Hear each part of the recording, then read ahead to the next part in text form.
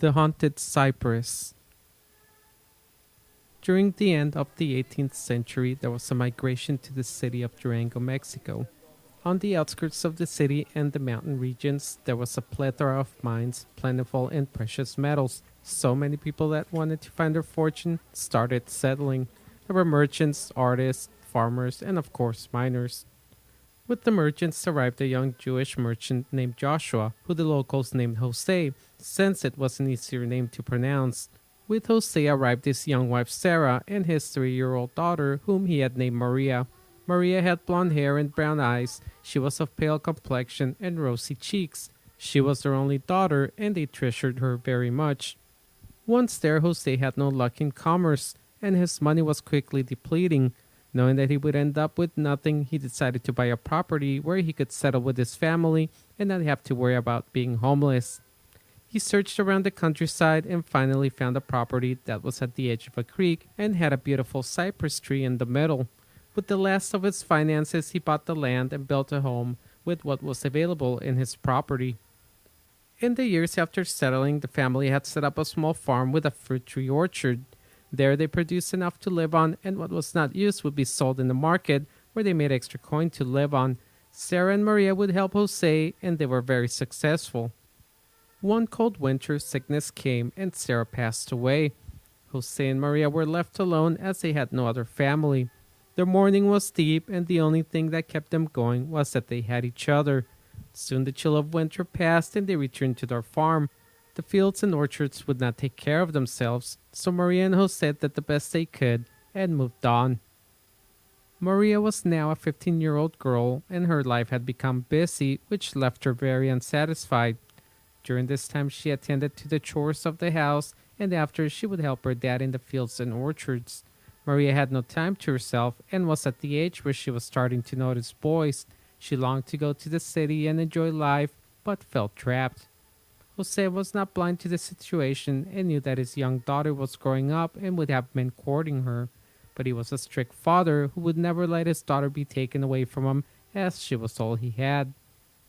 In the years that followed, the farm fell to ruin. The trees dropped their fruit to the ground, the fields filled with weeds, and the harvest would ripen and rot in the ground. There were just not enough hands to maintain the farm. Because of this, Jose came to the conclusion that he could no longer run it like this and would have to hire a field hand. As a compromise, he hired a 70-year-old man named Simon, whom he would pay with room and board, plus a few coins at the end of every 8 days. Jose knew that an older man would not try to seduce his daughter, but soon he found himself in the same predicament as before. Simon could not do the work that was expected of him, and Jose had to carry the weight. Simon was let go, and a young 18-year-old boy named Juan was hired. Soon thereafter, the farm started producing better than it ever had. Juan maintained all the trees, and the fields were plowed and harvested with great efficiency. The farm had become prosperous once again. The other thing that Jose liked was that Juan never looked at his daughter. He always kept his head down and would follow directions as asked. As with all good things, they will eventually come to an end, and this was not an exception. Jose soon started noticing that in the mornings he would wake and call for his daughter, but she would already be out in the fields working. He started noticing a pattern. It would happen mostly when Juan was there. Afraid of what could be occurring, Jose called Juan and angrily accused him.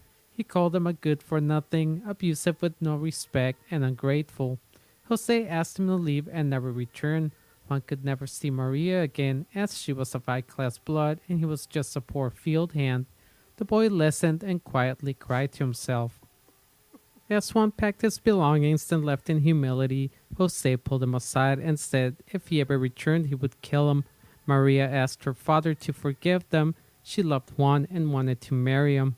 Her father told her the same as he told Juan. She was of noble blood and the union could never happen. She was to marry a Spaniard that would be arriving soon from Mexico. This, of course, was a lie. He could never let anyone take his daughter away. In his eyes, she was still an innocent little girl. Maria in her grief swore to her father that she would never love or marry anyone else as long as Juan lived. Her father, not wanting to chance fate, locked her away in their home so she could not run away or see Juan ever again.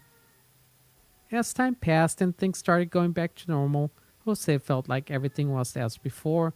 He had finally won, and his family would not be torn apart. One morning in the summer, as he walked the fields, Jose noticed two footprints in the moist clay soil next to the cypress tree. The imprints looked like sandals that a man would wear. Jose, of course, knew whose they were and decided to make true of his threat. That evening, Jose told Maria that he would be departing for Durango and would not be back till the next day. Once dusk came, he grabbed his rifle and left for the city. As he walked away from his home, Jose did not go too far. He hid in the shadows near the orchards, waiting close to where he had found the footprints. It was a dark night, and clouds were beginning to form. The air was cold, damp, and would slowly rustle the leaves on the trees from time to time. As he hid in the darkness, Juan heard the bark of a dog and saw the silhouette of a man jumping his fence and heading towards the tree.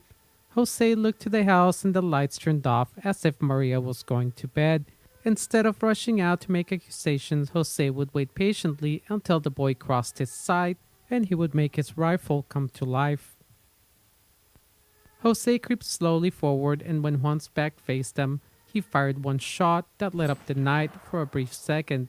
Juan fell forward in agony as darkness quickly returned again.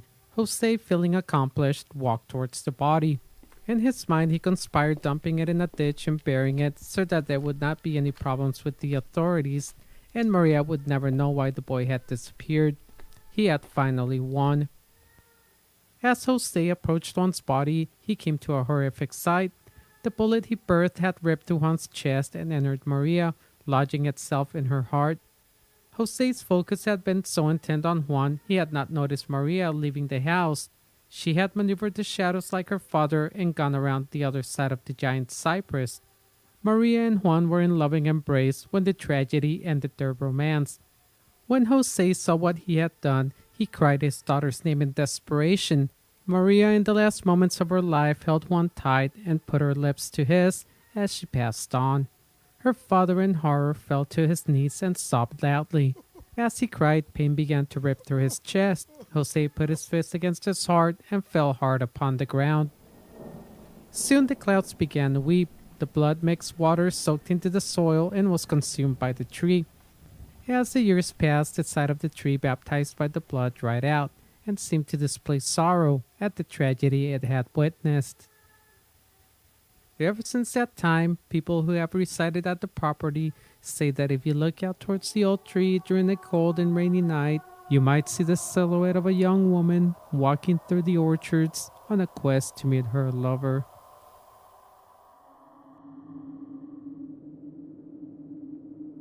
Thank you for listening to today's story. Please don't forget to share, subscribe, and hit the like button. If you would like to contribute your own encounter or story, please contact me at the email below. Thank you, and keep an open mind, for there are things out there that are yet to be understood.